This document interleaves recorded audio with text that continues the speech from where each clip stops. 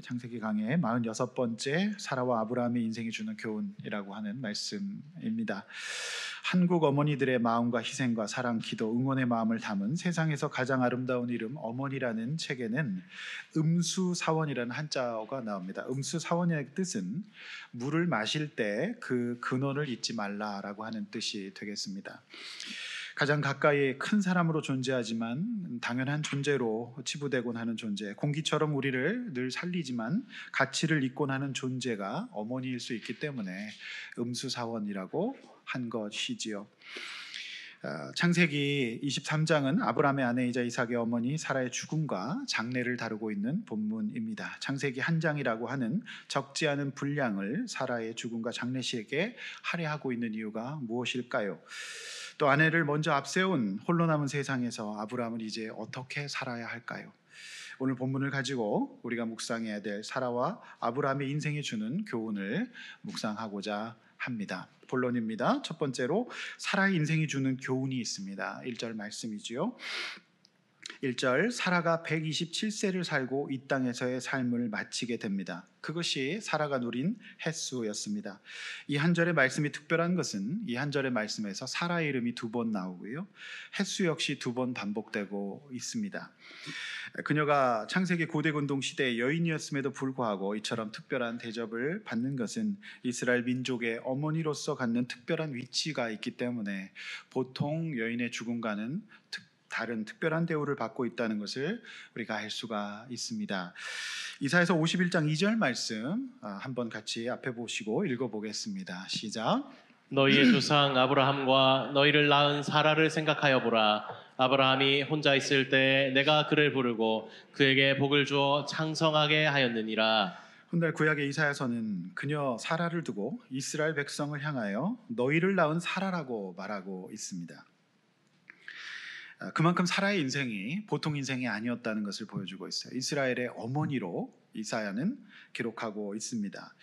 그러니까 비교가 되는 것은 사라가 죽은 뒤에 아브라함은 38년을 더 살게 됩니다. 그런데 아브라함의 죽음과 장례는 고작 넉 줄에 불과합니다. 그러나 오늘 사라의 죽음은 성경 한 장 전체를 배려하고 있을 정도로 성경이 인정해주고 있는 인생이 바로 사라의 인생인 것입니다.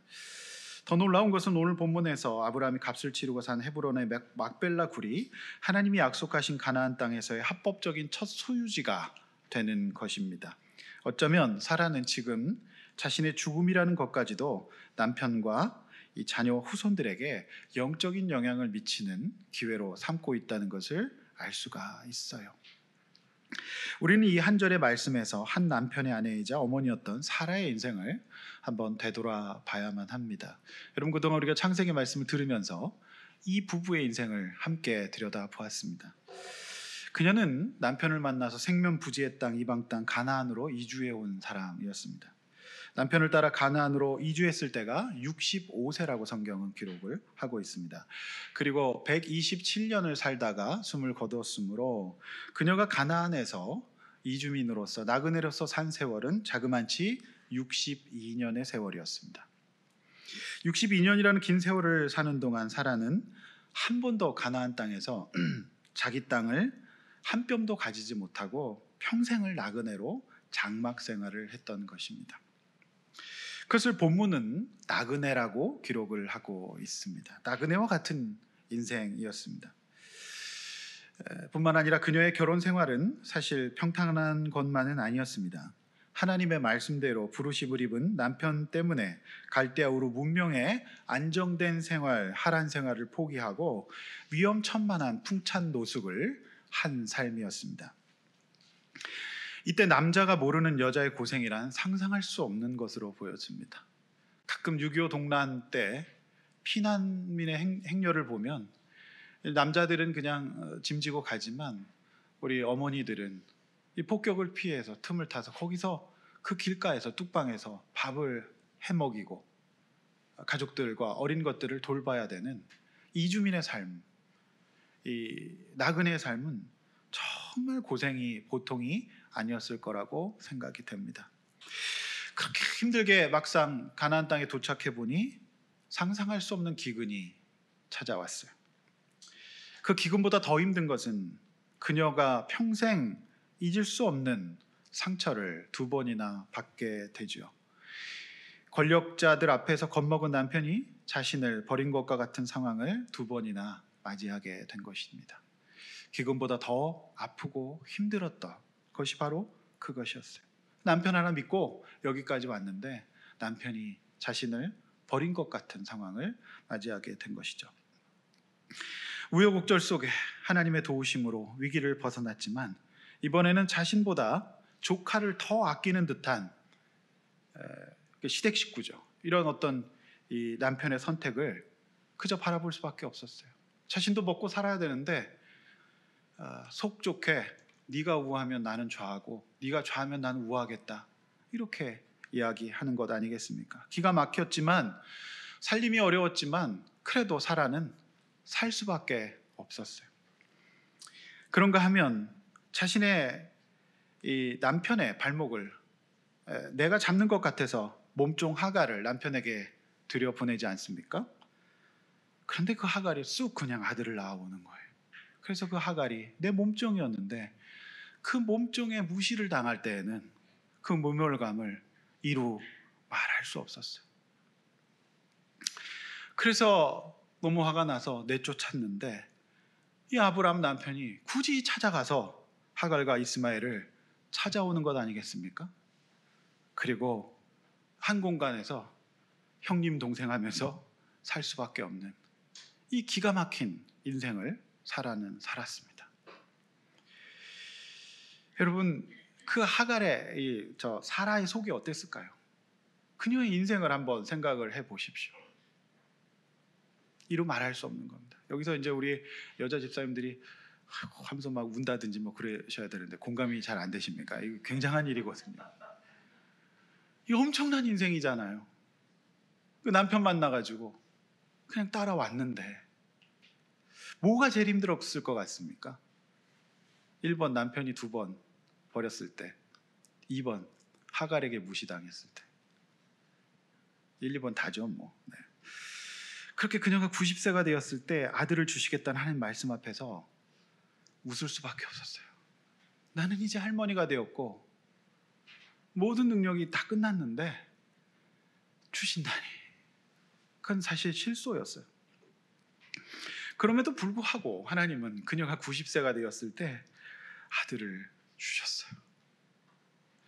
이런 모든 일련의 과정 속에서 조금씩 하나님이 참으로 계신 것과 약속의 말씀 지키시는 분이심을 62년, 65년의 이 세월 속에서 그는 믿고 깨닫게 된 것이지요. 62년 동안 참 포기하고 싶었고 더 이상 어떻게 해볼 힘이 없을 때도 많았지만 참 기가 막히게 하나님께서 그녀의 인생에 개입해 주시고 힘 주시고 살려주시는 은혜를 경험하게 되었습니다. 그렇게 귀한 아들을 낳았는데 그 아들이 학대당하는 위기도 겪었지만 적절한 시점에 발견하게 하셔서 살리게 하셨고, 무엇보다도 또 이 남편이 모리아산으로 아이를 데리고 올라갈 때에는 그 귀한 아들을 잃는 줄 알았습니다. 그런데 여기서도 놀라운 기적을 경험하고 산을 내려온 이 행복한 부자의 모습을 보면서 사라는 말년에 겪지 못한, 세상이 줄 수 없는 놀라운 수준의 행복을 맛보게 됩니다. 여러분, 이삭을 90세에 낳고요 127세에 사망했으니까 그녀는 말년에 무려 37년의 이 행복의 시간을 맞이하게 된 거예요. 짧다면 짧고 길다면 길지요. 그녀의 인생의 전반과 중반은 힘들었어요. 그런 하나님의 기적과 은혜로 회복이 되었고 그가 믿음이라는 것을 갖게 되었어요. 그래서 마지막 순간에 모리아산으로 아들을 데리고 올라갈 때 막지 않았어요. 그리고 37년의 꿈과 같은 시간을 보냅니다. 그 아들 이삭을 기르면서 37년의 시간을 보내게 된 것이죠. 그래서 오늘 본문은 127세를 누렸다라고 기록하고 있는 겁니다. 한 절의 말씀이지만 두 번이나 사라 이름이 나오고 횟수가 두 번이나 이제 기록되는 거 보면서 누린 횟수라고 하고 127세라고 하잖아요. 그러니까 그만큼 참 기가 막힌 인생이었지만 말년에 사라 인생은 너무너무 행복했을 것으로 생각이 됩니다. 히브리서 9장 27절 다 함께 앞에 보시면서 한번 읽어보겠습니다. 시작. 한 번 죽는 것은 사람에게 정해진 것이요 그 후에는 심판이 있으리니. 사랑하는 성도 여러분, 모든 사람은 태어나서 죽습니다. 이거는 정해진 겁니다. 안 죽는 사람은 없어요. 태어남이 정한 이치라면 죽는 것 또한 정한 이치가 되겠죠. 그러나 그 삶을 우리가 어떻게 살아갈지는 우리 자신에게 달려 있습니다. 성경이 전혀 기록하지 않고 단지 죽었더라, 평생 동안 우상 섬기며 죄를 지으면서 죽었더라 이렇게 기록하고 있는 열왕기의 인물들도 있는가 하면 성경 한 장 전체에 걸쳐서 기록될 수밖에 없는 위대한 어머니 사라의 인생도 있는 것이죠. 사라의 인생은 인간적으로 이 땅에서 위대한 업적을 남긴 것 같지 않아 보일 수 있습니다. 그녀는 전문인도 아니었고 학자도 아니었고 여성 기업가도 아니었고 정치가 여걸도 아니었어요. 그저 아내요 어머니였어요. 사회적 직분이 없습니다. 너무 속상하고 너무 죽고 싶고 너무 포기하고 싶을 때도 많았지만, 도망가고 싶을 때도 많았지만, 그 하란 땅으로 돌아가고 싶을 때도 많았지만 남편이 하나님의 소명을 쫓아가겠다고 했을 때 따라 나섰어요. 아들 이삭을 데리고 갈 때도 말리지 않았어요. 믿음 없이는 할 수 없는 행동이죠. 무슨 말이냐면 그녀는 예수님의 조상이 될 이삭의 어머니요 믿음의 조상이 될 아브라함의 아내로 그 믿음의 삶에서 떠나지 않도록 잡아주시는 하나님의 손길을 뿌리치지 않은 삶을 살았던 거예요. 어려웠어요. 힘들었지만 우리 주님께서 이 세상 누구보다도 소중하게 보시고 여러분의 인생을 다 기록하고 계시는 것은 어머니로서, 아내로서 넘어지지 않고 그 자리를 지켜갔던 것입니다. 우리 주님께서 이 시간 예배드리는 우리 어머니들, 아내분들 위로 주시기를 원합니다. 쉽지 않았지만 주님께서 그렇게 사셨던 것을 기억하시고 축복하시고 이 세상 그 누구보다도 위대한 여인으로 기록하실 줄로 믿습니다. 이것이 저와 여러분들에게 주시는, 특별히 아내와 어머니에게 주시는 위로의 말씀입니다. 처음에는 사라도 수동적이었던 것은 분명합니다. 아브라함 역시 마찬가지예요.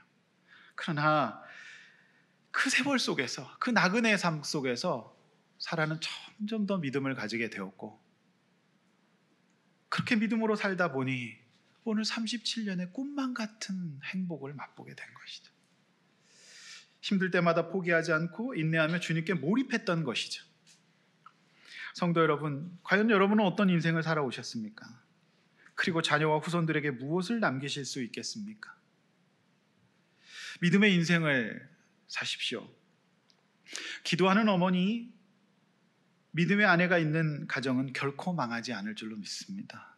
또 그런 교회는 망하지 않을 줄로 믿습니다. 과연 여러분이 이 땅의 삶을 마감하실 때 사람들은 여러분의 인생을 어떻게 평가하실까요? 무엇보다도 하나님께서 여러분의 인생을 어떻게 결산하실 것 같습니까? 우리 주님께서 바라시는 것은 여러분의 프로필이나 업적이 아니라 믿음으로 살았구나, 힘들었겠구나, 고생했다, 그래도 내가 내 자녀를 포기하지 않고 내 남편을 포기하지 않고 지금까지 살았으니 그것으로 너는 족하다, 이런 위로의 말씀이 있을 줄로 믿습니다. 아브라함이 위대한 것이 아니라 저는 사라가 위대하다고 생각합니다. 이 사라가 없이는 아브라함이 있을 수가 없는 것이죠. 특별히 아내이자 어머니이십니까? 여러분, 믿음으로 사시기를 바랍니다. 힘듭니다. 어렵습니다. 아브라함만큼 힘든 남편과 사실 수 있습니다. 또 이삭만큼 연약한 아들과 사실 수 있습니다. 그럼 우리 주님께서 여러분의 자녀와 가정과 남편을 지켜주시고 존귀한 인생으로, 복된 인생으로, 내가 이 땅을 떠날 때 너무 슬퍼하며 애통해하고 여러분의 삶을 기억해주고 축복해주는 그런 인생으로 우리가 살 수 있기를 주님의 이름으로 축원합니다. 이것이 바로 누리는 인생이에요. 오늘 고난 가운데 계신 우리 분들이 계시다면, 특별히 아내분들, 어머니들이 계시다면 언젠가는 누리는 인생을 살 줄로 믿습니다. 여러분, 이 37년이 결코 짧지 않아요. 네. 하나님께서 충분히 주실 줄로 믿습니다. 그리고서 데려가시는 그날이 오게 될 줄로 믿습니다. 그 은혜를 사모하시기를 바랍니다. 두 번째로 아브라함의 인생이 주는 교훈이에요. 2절에서 20절이죠. 자, 2절에서 20절까지는 살아남은 자 남편 아브라함이 죽은 자 아내 사레의 이 장례식을 치르는 본문입니다. 사라의 인생이 믿음 안에 37년의 행복이 있었다면 아브라함 역시 지금 영적으로 최고의 상태를 유지하고 있습니다.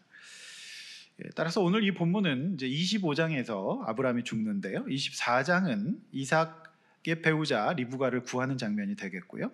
사실상 지금 믿음의 조상 아브라함의 인생을 구체적으로 기록하고 있는 마지막 본문이 되겠습니다. 그래서 21장 이후로 아브라함의 영적인 감각이 굉장히 최고조에 오르거든요. 그래서 굉장히 성숙하고 완숙한 모습을 보여주고 있습니다. 특별히 22장에서 이삭 번제 사건 이후로 23장의 아브라함은 정말 영적인 감각이 최고조에 올라와 있는 믿음의 조상의 면모를 보여주고 있습니다. 그래서 우리가 이 장례식 본문이 하찮은 것 같지만 저는 이 본문을 읽으면서 굉장히 전율했는데 보통 본문이 아닌 거예요.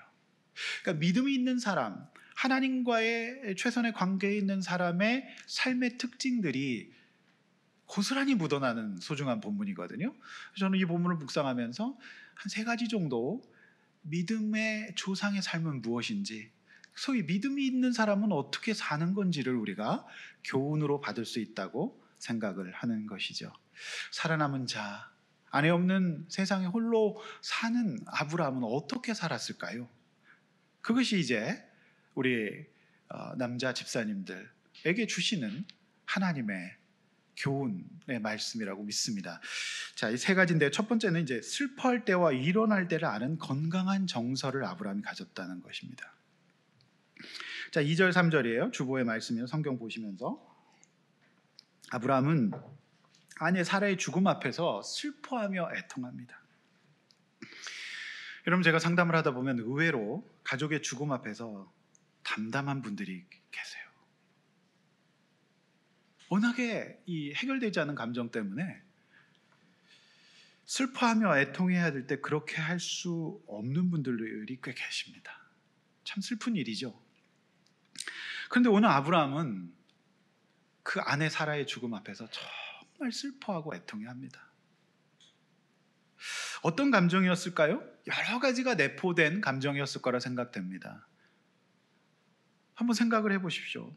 제 생각에는 첫 번째는 미안했을 것 같아요. 자네 나만 내서 정말 고생했네.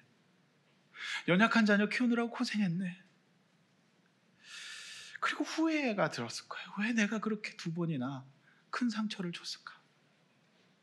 남자가 회개할 때 진짜 여성들은 은혜를 받거든요. 근데 이게 일어나지 않는 거죠. 정말 미안하네. 나 살라고.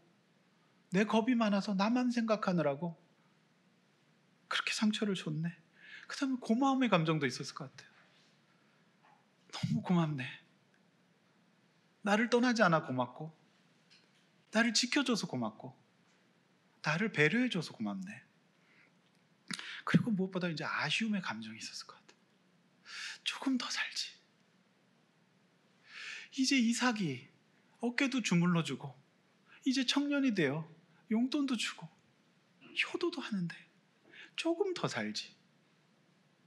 어떤 이런 복잡한 마음이 들은 것에 대한 표현이 애통과 슬픔이에요. 진짜로 그 아내의 이 시신 앞에서 펑펑 이 할아버지가 울었을 겁니다. 여러분, 근데 저는 이 본문을 보면서 어떻게 이런 감정이 일어날 수 있을까? 그거는 이 부부의 하나님의 개입을 빼놓고는 설명할 수 없어요. 진작 못 살 부부입니다. 그런데 이 부부가 하나님을 믿는, 하나님을 따르는, 누가 한 명이 영적으로 다운되면 한 사람이 올라가고 또 한 사람이 다운되면 또 한 사람이 영적으로 올라가면서 그렇게 살았던 거예요. 엎치락뒤치락 하면서. 그래서 분명한 거는 이 부부가 살려면, 이 부부가 이러한 감정이 살고 애통함이 생기려면 하나님의 개입이 있어야 진짜 사랑이 이루어지는 겁니다. 여러분, 신앙생활 진짜 잘 하셔야 됩니다. 특별히 부부들은. 여러분, 신앙생활 제대로 안 하시죠? 그럼 어떻게 되는 줄 아십니까? 여러분이 돌아가셨을 때 웃을지도 몰라요. 그 씁쓸하지만 이러면서 막 옆에 옆구리 찌르고 그러지 마세요. 네, 우리가 서로 진짜 그럴 수 있어요. 제가 볼 때는 사랑이란 감정은 그거 유효기간 6개월이라고 학자들이 이미 다 얘기했거든요. 그러니까 진짜 하나님이 함께 계시고 두 부부가 이 관계 속에서 하나님 앞에서 바라보면서 이렇게 서로 균형을 잡아갈 때 그게 결혼 생활이 되는 겁니다. 제가 볼 때는 행복한 결혼 생활에 하나님이 개입하지 않는다는 것은 거의 있을 수 없다, 이렇게 보여지죠. 그리고 이제 3절도 중요해요. 이제 아브라함이 그 시신 앞에서 일어납니다. 밑줄을 좀 그어보십시오. 그 시신에서 일어나요. 건강한 정서는 뭐죠? 슬퍼하고 애통할 때도 있지만 일어나서 살아남은 자의 삶을 사는 것까지 포함됩니다. 여기까지가 건강한 정서인 거죠. 언제까지나 슬퍼하며 우울해할 수 없어요. 그 믿음이 없으면은, 인간적인 사랑만 하고 있으면은 살 소망이 없어요. 인간적인 사랑은 결국 나를 죽일 수 있습니다. 하나님과의 삼각관계 속에서 주님을 바라보는 각자의 공급처가 있을 때 살아갈 수가 있는 거죠. 제가 고등학교 때 저희 선생님이 계셨는데, 영어 선생님이 계셨는데, 아내분이 주말 부부였는데 시골 섬강에 이렇게 버스를 타고 오다가 그 버스가 추락이 돼가지고 돌아가셨어요. 그래서 몇 달을 아내 시신을 찾았어요. 강에서. 80년대 실제 있었던 일입니다. 근데 그 시신을 찾고는 우리 선생님도 같이 스스로 목숨을 끊으셨어요. 그러니까 이제 그 인간적인 사랑의 끝은 네가 없으면 살 이유가 없다라고 되는 거죠. 그거를 이제 휴머니즘에서는 막 강조하고 있지만 아브라함은 그러지 않았어요. 그 시신 앞에서 일어났어요. 여러분, 제가 그 도와드렸던 분 중에 아버지 대신 어머니를 시집도 안 가고 평생 동안 케어하다가 어머니가 소천하시자 우울감에서 못 일어나는 분을 제가 본 적이 있습니다. 살아남은 아브라함이 일어나 해야 할 일을 할 수 있었던 것에는 이 부부 가운데 하나님의 약속의 말씀이 있었기 때문이에요. 나가 이삭을 주신 하나님, 부활의 하나님에 대한 믿음이 있었기 때문에 일어날 수 있었어요. 내 아내가 진짜 천국에서 바라는 것이 무엇일까? 내 아내가 이 죽음을 통해서 나에게 지금 말하고자 하는 것이 무엇일까? 이 하나님께 시선이 옮겨가니까 그가 일어날 수 있는 거예요. 나아가 부활의 하나님, 부활을 믿었던 하나님은 사라의 천국에서의 삶도 이제 생각하면서 그는 말씀을 붙잡고 살 수가 있었던 것이죠. 성도 여러분, 이처럼 건강한 정서는 영적으로 말씀을 깊이 체험하고 붙잡는 신자에게 발생합니다. 그러니까 저도 상담 심리를 하는 사람이지만 이보다 더한 인지행동 치료는 없어요. 최고의 인지행동 치료죠. 이 아브라함의 우를 어떻게 치료할 수 있겠습니까? 이건 하나님 아니면 안 되는 거죠. 두 번째, 이제 이 나그네라는 분명한 자기 정체성과 겸손이 발견됩니다. 자, 4절 7절이죠. 아브라함은 주변 해족속이 무시할 수 없을 만큼의 재력과 정치력을 가지게 된 유력한 사람이 되었어요. 특별히 여러분, 롯 구출 전쟁에서 승리하고 모든 재물을 다 뺏어온 다음에는 그의 명성과 영향력은 가나안에서 하늘을 찌르게 됩니다. 게다가 이제 이 100세에 아들을 떡하니 낳으면서 고대 근동에서는 신비한 소문이 퍼지기 시작합니다. 저 사람 보통 사람 아니다. 함부로 대하면 안 된다. 6절 말씀처럼 불신자들에게도 하나님이 세우신 지도자라는 인정까지 받게 됩니다. 리더십을 갖게 된 거죠. 보통 이쯤 되면 어깨 힘이 들어가고 내놓으라 그러고 막 이럴 수 있을 만큼의 어떤 교만이 싹트기에 충분한 상황 아니겠습니까? 그렇죠? 그런데 아브라함의 정체성은 분명했어요. 4절 뭐죠? 나그네요, 나그네. 나는 이 땅에 나그네다, 객이다. 이런 정체성, 여행자로서의 삶을 살았어요. 그는 이날 이때까지도 가나안 땅에 한 뼘의 땅도 소유하지 못했어요. 좌하면 우하고 우하면 좌하며 하나님의 인도를 따라가는 삶이었지, 이 땅 가운데 어떤 성 쌓고 사는 삶의 목적이 아니었어요. 물론 살려고 애굽으로 피하고 아비멜렉 왕 앞에서 거짓말도 해봤지만 아브라함은 결정적으로 정착하려고 나그네 정체성을 잊어버리고 이 땅에서 영원히 살 것처럼 쫓아갔던 소돔과 고모라 땅에서 가족이 멸절당하는 조카 롯의 사건을 보면서 그때 아브라함은 정체성을 더욱더 분명히 할 수 있었어요. 다 가져가지 못하는구나. 하나님의 인도하심을 받고 믿음으로 사는 것이 최고의 선이자 행복이지, 그것이 전부인 줄 알고 그것만 바라보며 살아가면 저렇게 소금 기둥이 되는구나. 조카 댁의 그 모습을 보면서 아브라함은 정체성을 더욱더 분명히 했을 거라고 생각합니다. 많은 부와 명예를 얻었지만 이 땅에 잠시 살다가는 나그네와 같은 인생이라는 정체성을 영적 감각의 최고점에서 잃지 않았던 거예요. 그래서 사람이 믿음이 있고 영적인 상태가 좋아진다는 것은 내가 어떤 존재라는 것을 딱 붙잡고 삽니다. 그래서 제가 이제 우리 한 70년대 분들은 다 아실 거예요. 우리 어른들이 가끔 들었던 노래, 최유준 선생의 하숙생이라고 하는 노래가 저는 생각이 났어요. 인생은 나그네길, 어디서 왔다가 어디로 가는가. 좋아요. BGM 불러주세요. 구름이 흘러가듯 떠돌다 가는 길에 정일랑 두지 말자, 미련일랑 두지 말자.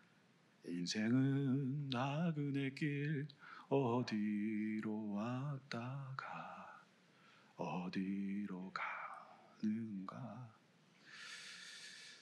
구름이, 여기까지. 그 노래 여러분 70년대 이후 분들 다 아실 거예요. 근데 이제 JK 김동욱이라는 분이 다시 편곡해서 불렀는데 멋지더라고요. 근데 그 최유준 어르신의 그 노래 속에는 메시지가 있더라고요. 그 얼굴로 목소리로 이해하고 계세요. 가끔 이렇게 이제 그 대중문화 속에서도 또 그런 걸 또 발견할 수가 있어요. 오늘 집에 가시면서 한 번씩 찾아서 한번 들어보시기를 바랍니다. 인생은 나그네길 하면서. 저도 젊을 때 이런 노래, 그러니까 물론 저도 젊지만은 이게 좀 나이가 드신 분이 부르시면 되게 은혜롭습니다. 우리 수련회 가서 한번 부릅시다. 요 노래만 다양한 버전으로 해가지고 요 노래 대회를 해도 될 것 같다는 생각이 들어요. 자, 아브라함은요, 있다고 자랑하지 않고 안다고 그만하지 않았어요. 아브라함은 지금 충분히 그만하고 자랑할 수 있는 상황이었거든요. 당연히 편하게 아내를 장사하시라는 해쪽 속의 대접 속에서, 자, 7절 중요합니다. 그의 태도, 몸을 굽히고 겸손히 말합니다. 아닙니다. 아닙니다. 제가 받을 수 없습니다. 이때 김영란법이 있었을까요? 아닙니다. 참 저는 여기서 영적 최고점에 있는 사람의 정체성과 태도가 보여주는 이것이 믿음이구나. 그래서 여러분, 올해 우리의 사역표가 하나님 앞에서 겸비하라예요. 결국 영적 최고점에 있는 사람의, 믿음이 있는 사람의 특징은 겸손이죠. 겸손이 없다면 영적이지 못한 것이고 믿음이 없는 것으로 보아도 무방합니다. 특별히 나이가 들수록 많은 것을 갖고 경험하고 알면 알수록 오늘 이 시대에 우리 어르신들이 아브라함의 겸손, 아브라함의 정체성, 나를 인정해주고 높여주는 사람들 앞에서 성취와 성공 앞에 취하지 않고 겸손한 자가 믿음 있는 자라고 오늘 아브라함의 인생을 통해서 우리에게 교훈해 주고 계시는 것입니다. 세 번째, 8절에서 20절까지는 사람을 분별하는 분별력과 재정관리를 볼 수 있어요. 자, 보십시오. 거저 장지를 쓰시라는 해족석 앞에서 아브라함은 굳이 계속 넉넉한 값을 치르고 장례를 치르겠다고 말해요. 왜 그러는 걸까요? 이 정도는 좀 받아도 되는 거 아닐까요? 그리고 왜 이 모습을 성경이 이토록 길고 자세하게 기록하고 있는 걸까요? 이상하지 않습니까? 여러분, 여기에 메시지가 있는 거죠. 구절을 보면 그 장지의 이름은 막벨라 굴입니다. 당시 가나안 땅에서 외국인은 토지를 거래할 수 없다고 해요. 그러나 아브라함이 영향력이 있었기 때문에 해족속이 스스로 쫄아가지고 쓰십시오. 누구도 말리지 않습니다. 넉넉히 쓰십시오. 그 주변 땅까지도 다 선산으로 쓰셔도 됩니다. 이렇게 얘기를 거저주었던 겁니다. 그래서 6절에서 첫 번째 제안을 받고 11절에서 두 번째 제안을 받아요. 이쯤 되면 그럴까요? 하면서 쓸 수도 있어요. 근데 아브라함은 12절에서 여전히 겸손히 사양합니다. 아닙니다. 저는 나그네입니다. 그러면서 겸손히 사양합니다. 그리고 13절에서 백성이 듣는 데서 그 밭에 값을 주겠다. 공적인 계약을 체결하겠다는 뜻이죠. 잡음의 소지를 없애겠다는 뜻이죠. 자, 15절에서 이 사람이 이제 본질이 나옵니다. 쓰십시오, 쓰십시오 하면서 쓱 호가를 부릅니다. 뭐 그러면은 뭐 그냥 주시던가 하면서 쓱 호가를 부르는데 그 호가가 돈 400세겔입니다. 자, 이거를 우리는 지금 감각이 없지만은 학자들의 연구에 따르면은 당시 한 사람의 1년 수입이 10세겔 정도였었다고 합니다. 그러니까 400세겔이면 성인 남자가 35년을 안 쓰고 모아야 살 수 있는 엄청난 금액이었어요. 즉, 이 햇사람들은 아브라함이 재력을 알고 있었고 상을 당해서 상심해 있는 아브라함을 에게 장사를 하려고 했던 거죠. 여러분, 이제 장례를 치러보신 분들은 알겠지만은 경황이 없기 때문에 돈이 꽤 많이 들어갑니다. 그러니까 지금 이 사람들은요, 에브론은 상을 당한 아브라함 상대로 돈을 벌려고 했던 거예요. 이게 본심이었어요. 그런데요, 왜 이 정도 검은 속이었다면요, 말도 되지 않은 금액이거든요. 이거 그냥 암석 덩어리 산이거든요. 여기를 갖다가 이런 호가를 부른다? 이거는 아브라함을 향하여서 돈을 벌려고 했던. 그러니까 아브라함이 왜 아니라고 얘기하냐면, 지금은 쓰라고 하지만 영적 최고점에 있는 아브라함으로서 봤을 때는 저 사람 믿을 사람이 아니라는 것을 분별했던 거예요. 반드시 말 바꾼다. 그리고 우리가 받은 하나님의 약속의 말씀을 저 사람은 안 지킬 것이라는 것을 이미 알았어요. 아브라함이 지금 영적 관계에 올라와 있으니까 말은 이렇게 해도 그 말에 속지 않고 칭찬에 속지 않고 그 사람의 눈과 얼굴과 삶 속에 있는 것들을 종합적으로 분석하고 봐서 겸손하게 아니라고 하는 것이죠. 이게 이제 영적인 감각의 최고점에 있는 사람이 하는 분별입니다. 영적인 감각이 없으면 악착같이 사람을 믿습니다. 끝까지 사람을 믿습니다. 그래서 끝까지 배신당합니다. 사람을 믿어요. 그래서 믿음이 없으니 그런 거죠. 근데 아브라함은 지금 믿지 않고 하는 겁니다. 그래서 너무 어마무시한 금액이지만 아브라함은요, 이 금액이 알지만 사실 아브라함은 지금 거부이기 때문에 쓸 수 있었고요. 없으면 못 쓰죠. 근데 돈도 많았고 어디다 돈을 쓸 줄을 아는 이제 이 감각을 갖게 된 거죠. 그래서 18절과 20절에서 확정 두 번째. 확정 동그라미. 그러니까 이거는 누구도 부인할 수 없도록 사람들 앞에서, 그죠? 해족속 모든 족속이 보는 앞에서 그 거금을 주고 그 버려진 땅을 사는 겁니다. 이렇게 이제 깔끔하게 계약을 종료하는 모습. 그래서 믿음의 사람은 들레지 않고 들뜨지도 않고 계약도 차분하게 합니다. 분별하고. 자, 이제 이 행동에는 상식적인 면과 영적인 면이 있는데요. 상식적인 면에서는 말씀드렸지만은 믿을 사람 못 되는 에브론을 분별한 거고요. 그 다음에 상식적인 면에서는 아브라함은요, 공짜를 좋아하지 않았는 거예요. 그러니까 대가를 치르기를 원했던 거죠. 인생에서 아브라함 살아오면서 그동안 그가 치렀던 대가에는 반드시 큰 보상이 있었어요. 우리가 이제 교회 안에서 이제 은혜로 살다 보니까 이제 거저를 굉장히 좋아하시는 측면이 생겨요. 근데 이제 구원은 돈 내고 못 받습니다. 구원은 거저입니다. 그런데 이 우리 삶의 모든 부분에 있어서 은혜에 익숙하다 보니 예수 믿는 사람들이 이제 거저를 좋아하실 수 있는데 그렇지 않습니다. 여러분, 우리가 쓸모 있고 유용한 것은 다 그만한 대가를 지불한 것 아니겠습니까?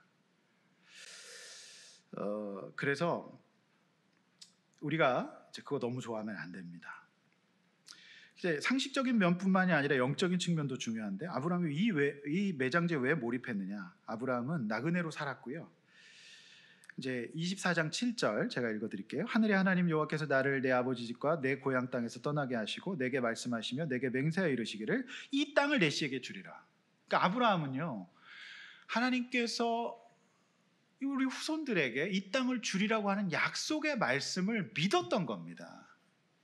그래서 이 약속의 말씀을 이루는 첫 번째, 그러니까 이 가나안 땅에서 첫 번째 소유지가 바로 막벨라굴이 되는 건데, 이 일에 내가 가지고 있는 자원을 씀이 아깝지 않았던 것이고, 그래서 이것이 하나님의 말씀을 따라 살고 그렇게 사는 것이 우선순위라는 정확한 감각이 있었기 때문에 그렇게 사용할 수 있었어요. 가져가지도 못하는 거 어느 순간 다 불타버릴 수도 있는 건데 정체성을 갖고 그가 분별했고 재정의 노예가 아니라 재정의 관리자가 됐던 것이죠. 그것이 바로 아브라함의 삶이 주는 교훈이에요. 믿음 있는 사람이 어떻게 사는 것인가 라는 것이죠.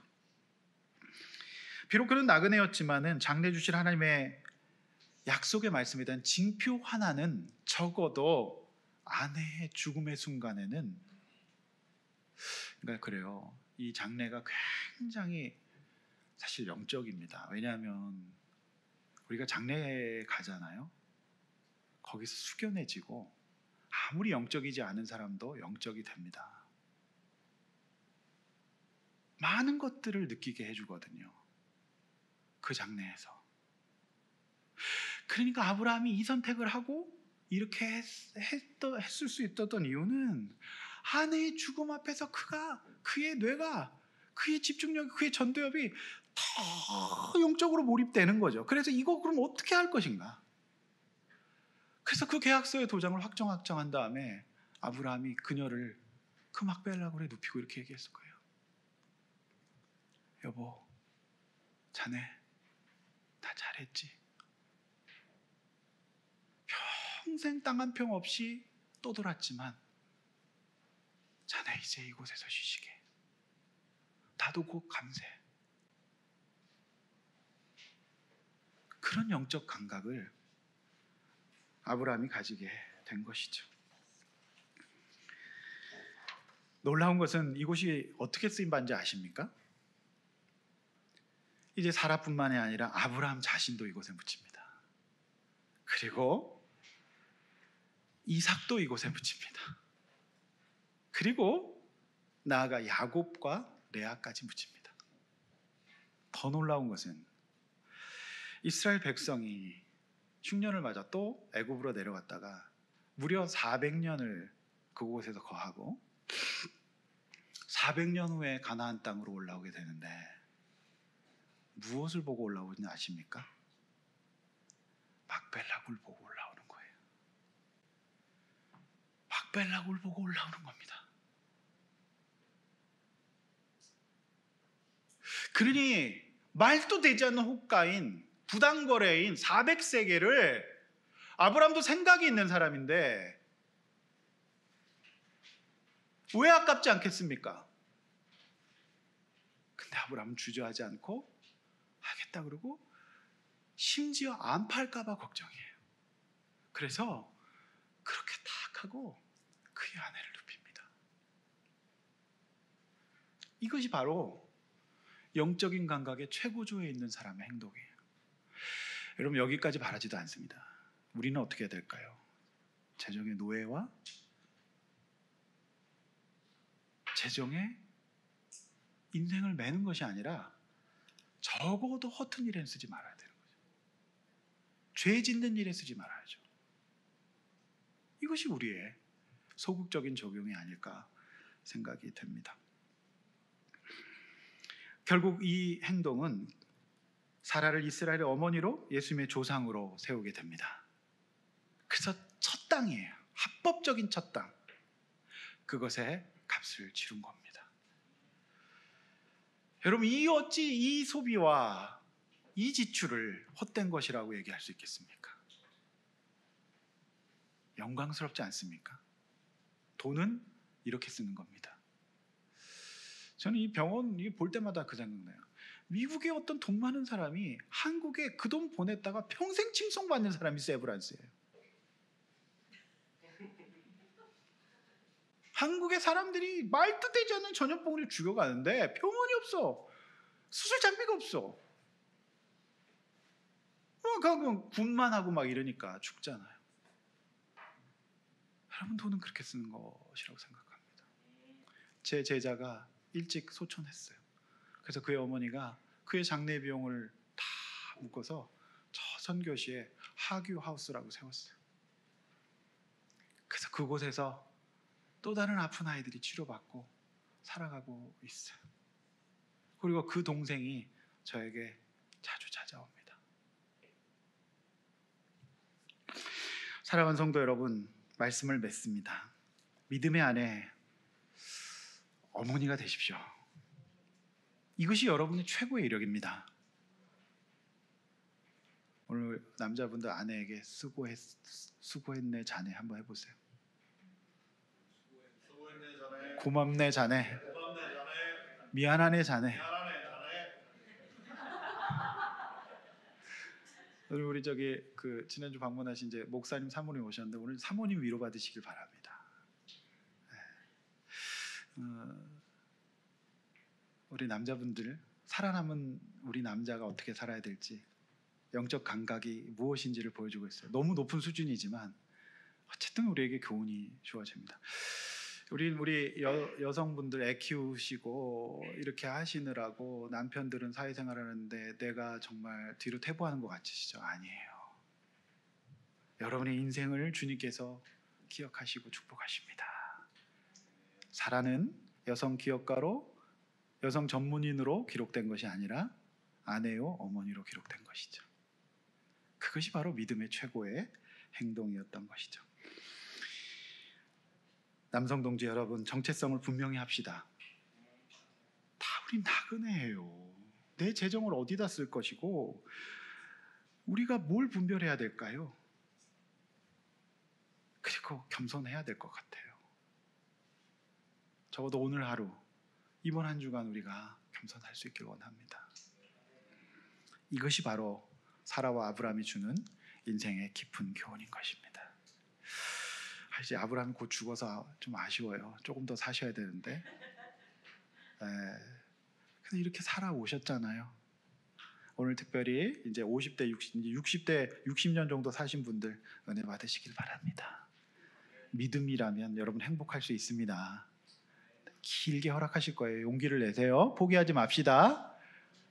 정말 갖다 버렸으면 좋겠다. 막 이런 생각하지 마십시다. 여러분, 이게 막 업다운 하면서 한 사람 막 이러면서 우리가 사는 거죠. 힘을 냅시다. 여러분 옆에 분들에게 힘을 냅시다. 위로하세요. 이렇게 한번 나눠봅시다. 지금까지 나는 무엇을 위해 또 무엇을 남기기 위해 사셨나요? 내가 언젠가 하나님의 부르심을 입었을 때 가족과 주변 사람들은 뭐라고 할까요? 자, 아브라함의 영적 감각의 특징, 건강한 정서, 정체성과 겸손, 분별하기, 공짜 좋아하지 않기, 재정 관리하고 영적인 일에 사용하기. 있는 건 뭐고 없는 건 뭡니까? 이번 주 부부 목장에서 함께 우리 나누고 서로 위로하고 격려합시다. 정죄하지 말고 서로 격려합시다. 자, 감사한 걸 좀 찾읍시다. 우리 시간에 말씀 생각하며 찬양하고 기도하겠습니다. 아브라함의 마음으로 찬양합시다. 아무도 가보지 않는 길 믿음과 기대로 나아가네. 우리의 삶 속에 하나님, 우리의 삶 속에 하나님 꿈이 담겨지길 원하네.